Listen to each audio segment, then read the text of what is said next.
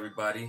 This is Felly, and for this one, we're taking another suggestion from the Instagram page over on art.tips.tutorials, and they asked about doing clothing in folds. Now, I will say I don't really have a method. As you can see, I get a Google image of the exact outfit I'm trying to do, and I more interpret it how I see it in relation to my style, that is. So we're gonna go through that, give my thoughts, opinions, and maybe a little bit of tips and tricks that I use, and let me know down below what you think of it. So let's get into it.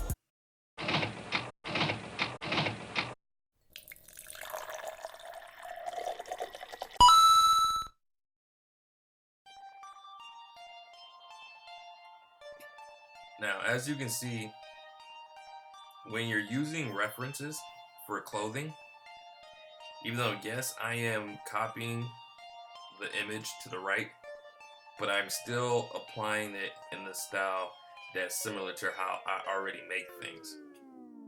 I think the biggest thing is you need to be able to understand the outfit.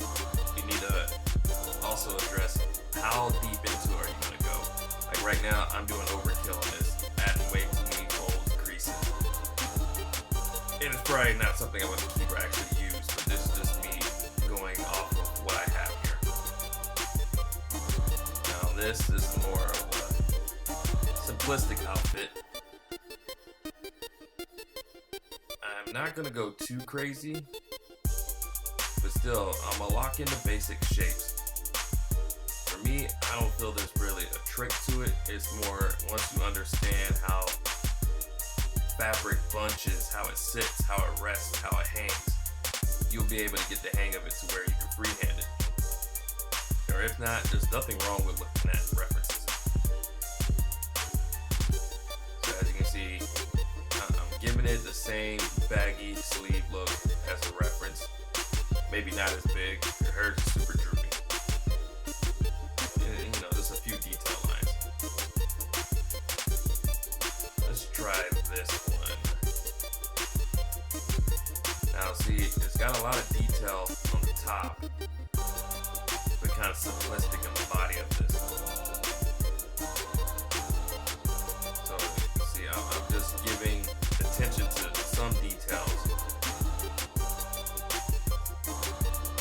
and not as much to others. But I like putting wrinkles and folds everywhere, so.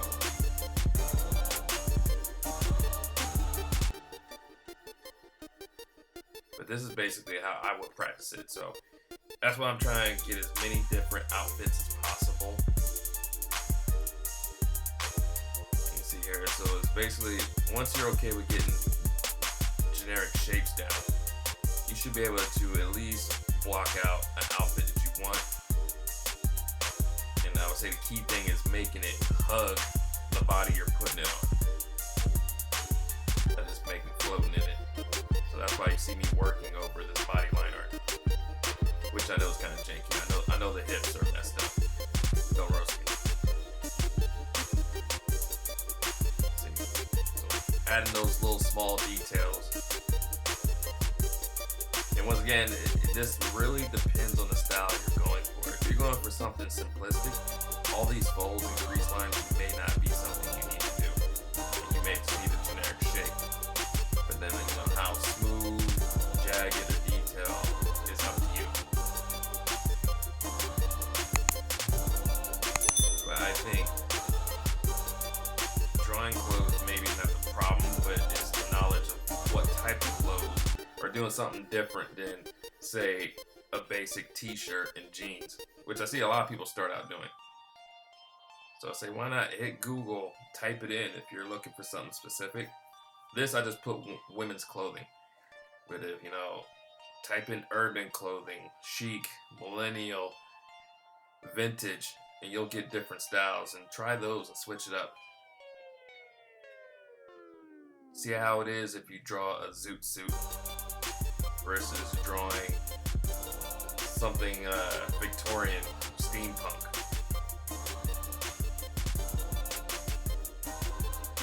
See, so like this, I'm not gonna go and do all those pattern lines that the outfit has. But see, this is generic enough for you to get an idea what the outfit is. Like, see, like this. This is simplistic. And it shouldn't take much to do. So just keep in mind when you're adding the clothes, their body shape. How is it gonna hug the curves? How is it gonna sit on top of everything? So see, even though I've changed the outfit maybe 4 times now, I'm still making it work to that body type.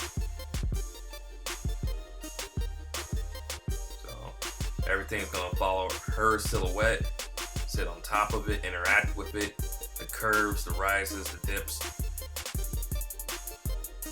And you go from there. So as long as you're aware of the body type you're building on, drawing any outfit or clothing should be easier for you to go from there. So like, even if I had changed this body type to a bigger size person, the outfit's still gonna have folds, it's still gonna have creases, it's still gonna interact with the body inside of it.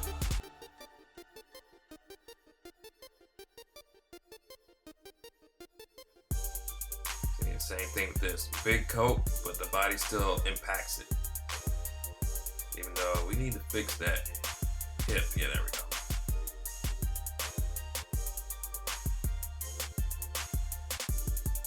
Back, let's see. Turtleneck, check. There we go. See, doesn't matter the body shape. It's about how you put it on.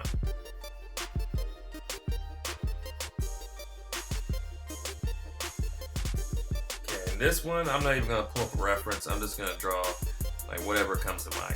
And this is what I see a lot of people do. It's usually the t-shirt combo. They may shorten or extend the length of the shirt. It's usually shirt, jeans, tights. And it's fine. If you're going for something detailed, you know, go that extra mile. Give it folds, creases, hemlines, you know, as far as crazy as you want. There's plenty of examples. Don't be afraid to Google. I know some people think references are bad and all that. It's just about how you go forth using them. Look it up. If you want to know how to do a crop top, a blouse, a vest, look them up.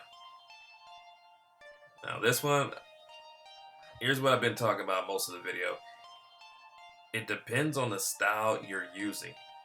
So I'm gonna do this and how I would naturally do it if it was for something I'm drawing, a little more detailed wise, because I'm kind of stuck in the middle of anime and Western comics. So crazy about folds, bunching up, showing how it naturally sits and the gravity of it all. So this is one way to go about it. And that's what I say, you have to match it. You have to match the way you do the clothing to the way you draw your humans or people, anything. So it still has the same style. So if you have a cartoony style, maybe doing this the way I'm doing it wouldn't work. So don't lock yourself in. Take the things you do like and add it to what you're doing and see if you can make it work. It's not always gonna work. I couldn't do this to Mickey Mouse, at least in my opinion, and think it works well. But now that we have that, let's pull that to the side. And then I'm gonna do the same outfit, but maybe dumb it down, pull back, not as many details. So we're gonna simplify a lot of it, make it more jagged, maybe not focus so much on all the low lines. Like basically if it was gonna be for animation. Most studios don't want to waste budget on going hyper detailed. So as you can see, at this version, I'm pulling back. There's some detail lines, but nothing crazy. Nothing that if you had to animate it, it would be a nightmare to keep repeatedly doing the same amount of detail. But let's slide this over, and then we're gonna do it again, and let's pull back even more and do less detail. So notice I'm not even putting all the folds in the sleeves, which is like, I think that's my favorite thing to do. Just boom, simple lines. All right, that's gonna be it for this one. If you like what you saw, hit the like button, smash subscribe, and stay tuned for the next one. And also, you can find me on Instagram at artbyfelly, or also find my other page, art.tips.tutorials. Stay tuned for the next one.